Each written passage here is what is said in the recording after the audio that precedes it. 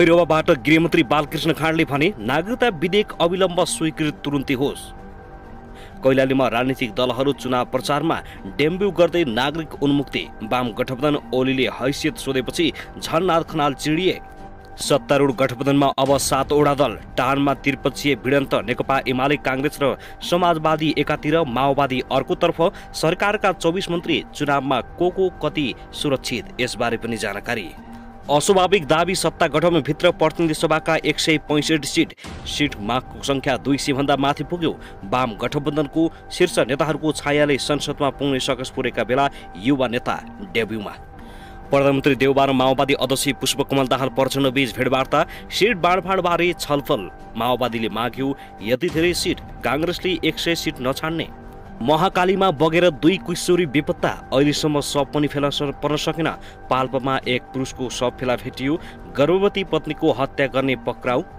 नेपालमा सुनको भाउ आकाश जिँदै फेरि बढ्न थाल्यो। सुनको मूल्य आज एकै दिन 1200 प्रति तोला सुनको भाउ बढ्यो। तोलाको कति पुग्यो, यसबारे सम्पूर्ण जानकारी। पेट्रोलियम ढुवानी व्यवसायीले गरे पुनः आन्दोलनको घोषणा। भारतले लगातार पेट्रोलको मूल्य घटाउँदा पनि नेपाल आयल निगमले घाटा भन्छ। खुल्यो भर्ना खुल्यो। फेरि सङ्घ र प्रदेशको निर्वाचनको लागि म्यादी प्रहरीको लागि 1,20,000 म्यादी प्रहरीको आवेदन भर्न फारम खुल्यो। कस्ता व्यक्तिले फारम भर्न पाउँछन्, यसबारे जानकारी। वनचरो प्रहार गरी श्रीमतीको विवश रूपमा हत्या। विद्यालयभित्रै बेहोस हुन थाले छात्राहरू, आखिर किन? पूर्व वडा अध्यक्ष मृत फेला। रुकुम पूर्वका गाउँमा सडक नपुग्दा सबैलाई अझै सकस। सङ्घीय सरकार टुलु हेरेर बस्दै ट्रकको ठक्करबाट एकजनाको मृत्यु। नागरिकता विधेयकबारे राष्ट्रपति भण्डारीको यस्तो कदमले गठबन्धन सरकारमा हलचल। प्रचण्डले दिए राष्ट्रपतिलाई ठाडो धम्की। नागरिकता विधेयक कुनै पनि हालतमा रोक्नु हुँदैन, नत्र राम्रो हुने छैन। भिट्ठाबुड नाकाबाट पाकिस्तानी युवती प्रहरीको नियन्त्रणमा। चोरी गरेको रकम फिर्ता माग्दा 5 जनाको विवश रूपमा हत्या। झापामा पौडी खेल्ने क्रममा 2 बालबालिकाको ज्यान गयो। श्रीमानले शङ्का गरेपछि श्रीमतीले गरिन् छोराछोरी सहित आत्महत्या। श्रीमान प्रहरीको नियन्त्रणमा। सप्तरीमा 5 वर्षीय बालिकाको डुबेर ज्यान गयो। सामुदायिक विद्यालयले विद्यार्थीबाट कुनै पनि बहानामा शुल्क लिन नपाउने। युवा शैक्षिक बेरोजगारी अन्त्य गर्न सरकार प्रतिबद्ध रहेको प्रधानमन्त्री शेरबहादुर देउबाको भनाई। बजाङ घटना अपडेट। आत्महत्या दुर्साहनको आरोपमा श्रीमान पक्राउ। सिआइबी टोली घटनास्थलमा अनुसन्धान गर्दै। र श्रीमानले शङ्का गरेपछि श्रीमतीले गरिन् छोराछोरी सहित आत्महत्या। चोरी गरेको रकम फिर्ता माग्दा 5 जनाको विवश रूपमा हत्या। झापामा डुबेर 2 बालबालिकाको ज्यान गयो। मामा घर गएका बालकको पोखरीमा डुबेर मृत्यु। अब हेर्नुहोस् पुरा समाचार। दर्शकबिन नमस्कार। युट्युब च्यानल नेपाली खबर मिडियामा तपाईहरूलाई हार्दिक स्वागत छ। यदि हाम्रो च्यानललाई अहिलेसम्म सब्स्क्राइब गर्नुभएको छैन भने सब्स्क्राइब गरी नजिक रहेको बेल आइकन दबाई हामीसँग जोडिनुहोला। दर्शकबिन सदा झैं आज पनि हामी तपाईहरुमाझ देशभरका विभिन्न खबरका साथ उपस्थित भइसकेका छौं। यो भिडियोलाई अन्तिमसम्म हेरी हामीलाई साथ दिनुहोला।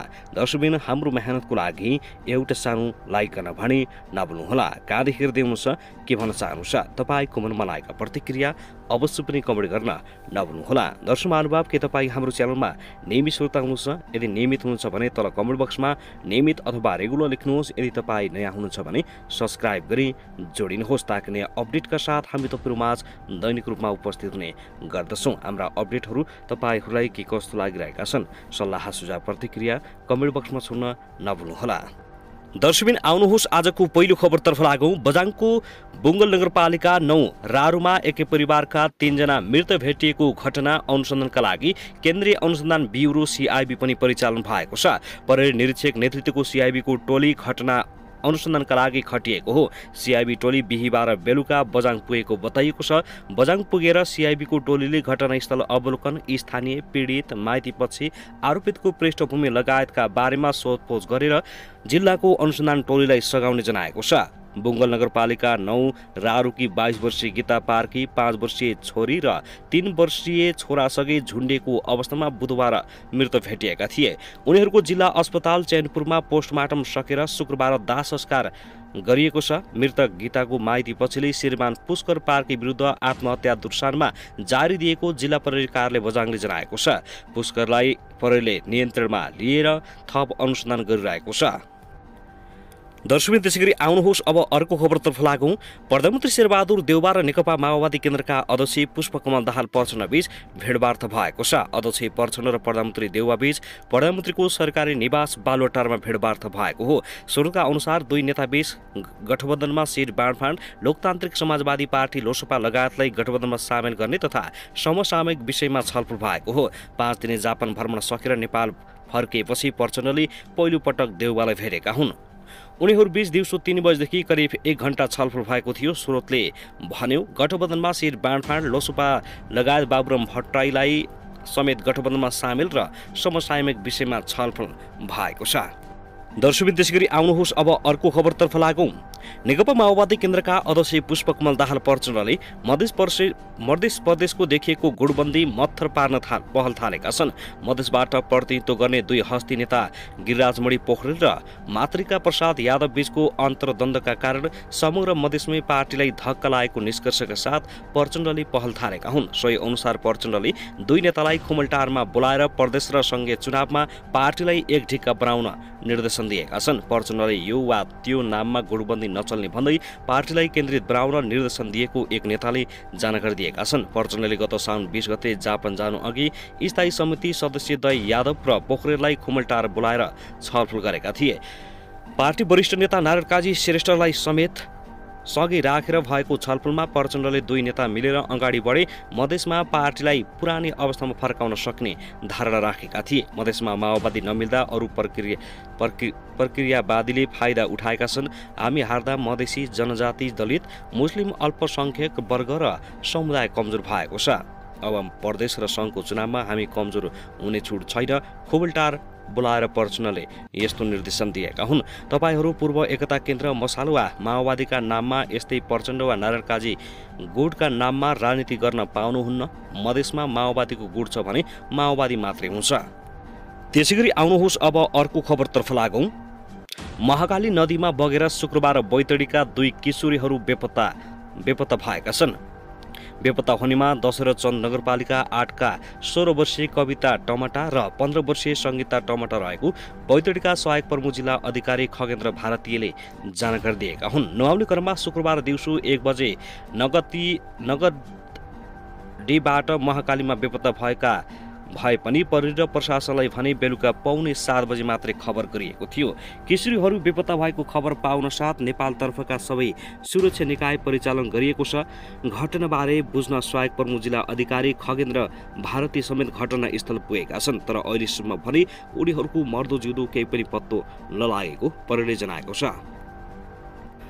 दर्शक त्यसैगरी आउनुहोस् अब अर्को खबरतर्फ लागौं। नेकपा माओवादी केन्द्रका नेता वर्षमान पुनले सत्ता गठबन्धनभित्र सिट बाँडफाँडका लागि नीतिगत समझदारी भएको जानकारी दिएका छन्। हिजो बसेको कार्य सम्पादकको बैठकले यसको निर्णय गरेको हो। सत्ता गठबन्धनले सिट बाँडफाँडका लागि मापदण्ड तयार गर्न बनाएको कार्यदल सदस्य समेत रहेका उनले बिहीबारको कार्यदल बैठक सौदाहार्द र पूर्ण र सकारात्मक रहेको जानकारी दिएका छन्। उनले हाल गठबन्धन दलका सदनमा रहेको संख्या 2079 को जनमत, पार्टीको संवेदनशीलता र आदिलाई ध्यानमा राखी सिट तालमेल गर्ने नीतिगत समझदारी भएको बताएका छन्। कार्यदलको बैठक सौदाहार्दपूर्ण र सकारात्मक रह्यो। बैठकपछि उनले सामाजिक सञ्जालमा भनेका छन्, हाल गठबन्धन दलका सदनमा रहेको संख्या 2079 को जनमत, पार्टीको संवेदनशीलतालाई आदिलाई ध्यानमा राखी सिट तालमेल गर्ने नीतिगत समझदारी भएको छ। त्यस्तै कार्यदलका अर्का सदस्य देव गुरुङले पनि सकारात्मक छलफल भएको जानकारी दिएका छन्। उनले भने सिट बाँडफाँडको सहमतिका लागि मोडालिटी बनाउने बारे आज छलफल भएको छ। छलफल सकारात्मक भएको छ। कार्यदलमा आज छलफल भएको विषयमा 5 दलले आफ्नो पार्टीभित्र पनि छलफल गर्ने बताएका छन्। मङ्सिर 4 गतेको चुनावका लागि सिट बाँडफाँडको मोडालिटी तय गर्न बनेको कार्यदलमा यसबारे छलफल सुरु भएको हो। अर्को बैठक साउन 30 गते बस्ने भएको छ। दर्शकबिन त्यसैगरी आउनुहोस् अब अर्को खबरतर्फ लागौं। नेकपा एमालेका अध्यक्ष केपी शर्मा ओलीले चुनावी तयारीको महत्त्वपूर्ण दुई जिम्मेवारीमा आफैलाई अगाडि सारेका छन्। घोषणापत्र मस्यौदा समिति र चुनाव परिचालन कमिटिको नेतृत्व ओली आफैले गर्ने भएका हुन्। पार्टी कार्यालय च्यासलमा हिजो बिहीबार बसेको सचिवालय बैठकले मङ्सिर 4 गतेका लागि तोकिएको प्रदेश तथा प्रतिनिधि सभाको निर्वाचनका लागि भन्दै विभिन्न निर्णय गरेको छ। अरू नेताहरूलाई पनि विभिन्न जिम्मेवारी दिएको भए पनि महत्त्वपूर्ण जिम्मेवारीको नेतृत्व केपी शर्मा ओली आफूले राखेको नेकपा एमालेका नेताहरूले बताएका छन्। अध्यक्ष केपी शर्मा ओलीको संयोजकत्वमा 8 सदस्यीय निर्वाचन घोषणापत्र मस्यौदा कमिटी गठन गर्ने निर्णय आजको बैठकमा भएको हो। वैशाख 30 गते सम्पन्न भएको स्थानीय तह निर्वाचनको घोषणापत्रको मस्यौदा समितिमा नेकपा एमालेका वरिष्ठ उपाध्यक्ष ईश्वर पोखरेलले तोकिएका थिए। अहिले प्रदेश तथा प्रतिनिधि सभामा ओली आफैले समितिको नेतृत्व गर्ने भएका छन्। कमिटीमा वरिष्ठ उपाध्यक्ष पोखरेल, उपाध्यक्षहरू अष्टलक्ष्मी साक्य, रामबहादुर थापा बादल, विष्णु पौडेल, महासचिव शङ्कर पोखरेल, उपमहासचिवद्वय प्रदीप कुमार गेवाल र विष्णु रिमाल छन्। ओलीकै अध्यक्षतामा निर्वाचन परिचालन कमिटी गठन भएको नेकपा एमालेका प्रवक्ता पृथ्वी सुब्बा गुरुङले जानकारी दिएका छन्, जसमा केन्द्रीय कमिटी, केन्द्रीय निकाय तथा केन्द्रीय सल्लाहकार परिषदका पदाधिकारी, प्रदेश कमिटीका अध्यक्ष, केन्द्रीय विभागका सचिव र संगठनका अध्यक्ष र महासचिव रहने गुरुङले जानकारी दिएका छन्। बैठकले केन्द्रीय सदस्यमा जीवन गौतम, ब्रिजेश कुमार गुप्ता, धर्जन दत्त देवकोटा, अमृत राजवंशी मनोनित गर्ने निर्णय गरेको छ। त्यसैगरी नवराज पौडेललाई सल्लाहकार परिषद सदस्यमा मनोनयन गरिने बताइएको छ। विभिन्न विभागमा रिक्त रहेका सचिव मनोनयन भएका छन्।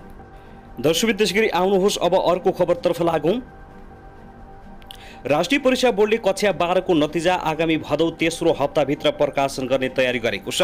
परीक्षा बोर्डका अध्यक्ष डा महाशरम शर्माले भदौ तेस्रो हप्ताभित्र नतिजा प्रकाशित गर्ने गरी प्रक्रिया अगाडि बढाइएको जानकारी दिएका छन्। कक्षा 12 को परीक्षा गत जेठ 16 गतेदेखि 15 गतेसम्म सञ्चालन भएको थियो। बोर्डका अनुसार करिब 4 लाख परीक्षार्थीहरूले 12 को परीक्षा दिएका छन्। भदौको तेस्रो हप्ता परीक्षाको नतिजा प्रकाशित गर्ने बोर्डले जानकारी दिएको छ।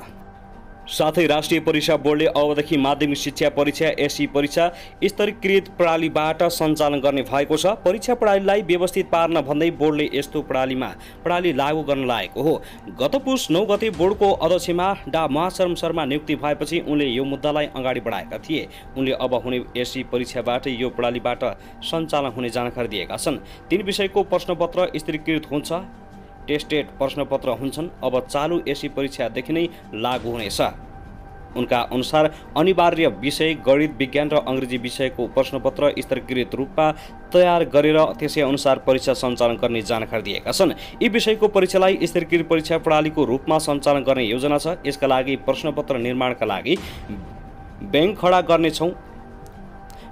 प्रदेश आफैले प्रश्नपत्र बनाएर परीक्षा लिए तापनि हरेक प्रदेशमा लिने परीक्षाको प्रश्नपत्र एउटै हो होइन भनी एकतारूपताको स्तर जाँचिनेको थियो। उनले भने अबदेखि नयाँ तरिकाले एसईको परीक्षा हुनेछ।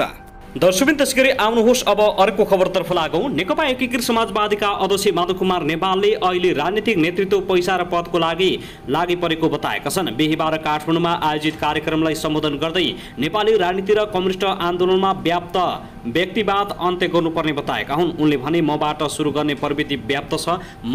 ले पाइन भने जस्तो सुकै कुकर्म गर्न पनि तयार हुन्छन्। गुडबन्दी गर्न थाल्छन्। त्यसपछि अनेक जालझेल र षड्यन्त्र गर्न थाल्छन्। पदका निम्ति, पैसाका निम्ति, आफ्नो स्वार्थ र परिपूर्तिका निम्ति जे पनि गर्न सक्छन्।